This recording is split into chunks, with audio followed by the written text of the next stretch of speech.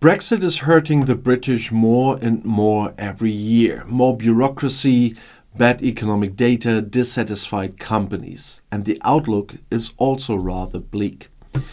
Even more than 4 years after the British left the EU, there's hardly any economic benefit to be seen. The situation is actually getting worse, as shown by the German-British business outlook from the consulting firm KPMG and the British Chamber of Commerce in Germany. I talked about this week already, which BCCG President Michael Schmidt presented at the Ludwig Erhard Summit on Lake Tegernsee. According to this, 52% of German and British companies complain about a weaker business situation. The proportion of companies for which things got significantly worse rose from 9 to 16% compared to last year. At the same time, only 6% of companies report a better situation. A year ago it was 13%. And companies are particularly burdened by logistics costs, customs duties, and high administrative costs. According to the survey, 1 in 4 companies struggles with additional bureaucracy. And it will rise. The new border target operating model will affect 34% of all companies. It means additional controls and documentation requirements for animals, plants, and food, among other things.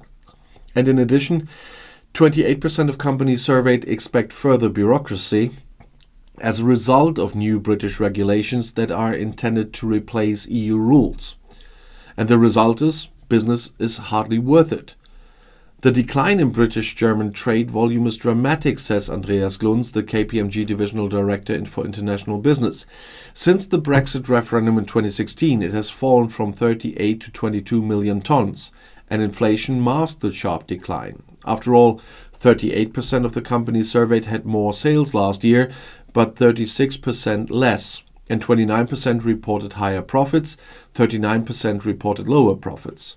More than 1 in 4 companies expect sales to decline in the next 5 years as well. We urgently need to bring the politics and economy of both countries closer together again and build bridges, says Schmidt.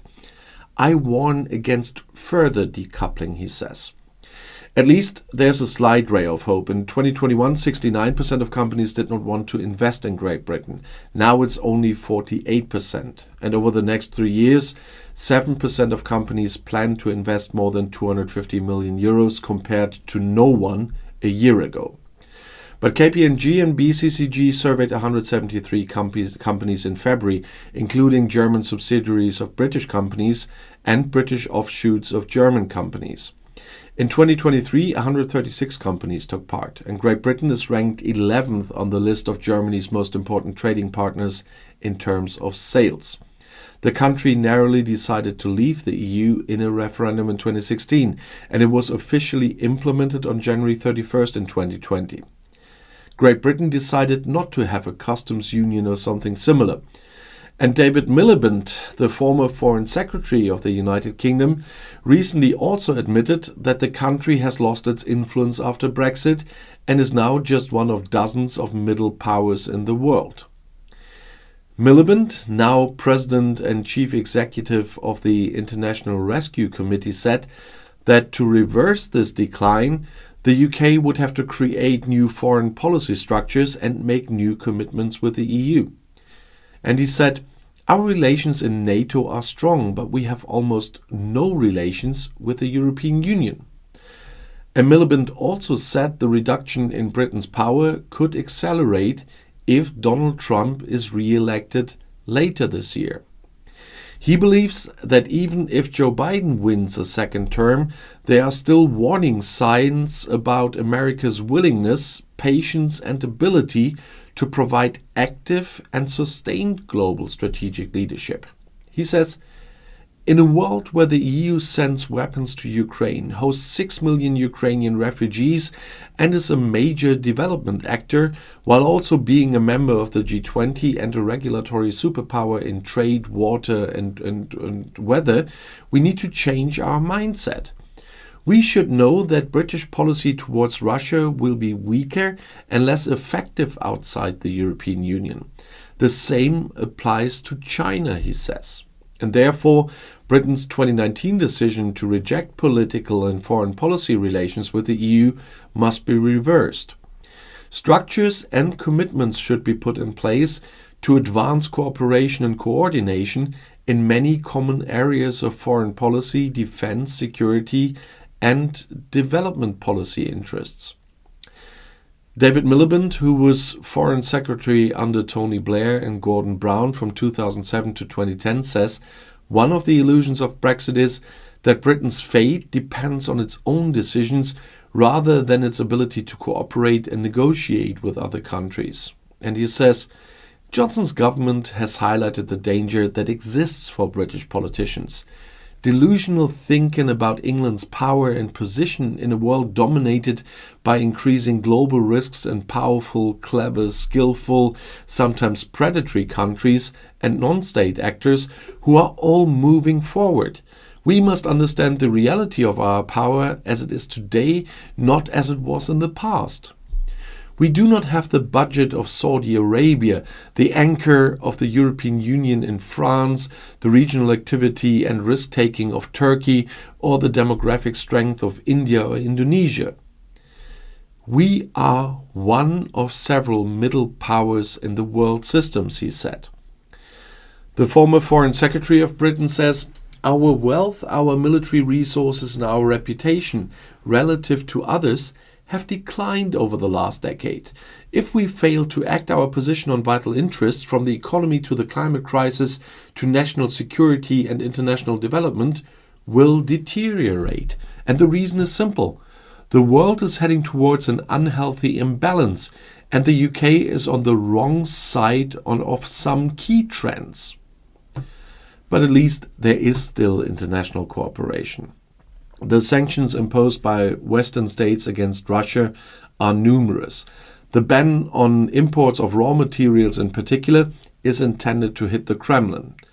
And the USA and Great Britain now also said niet on nickel, aluminum and copper. And Moscow is threatened with the loss of billions.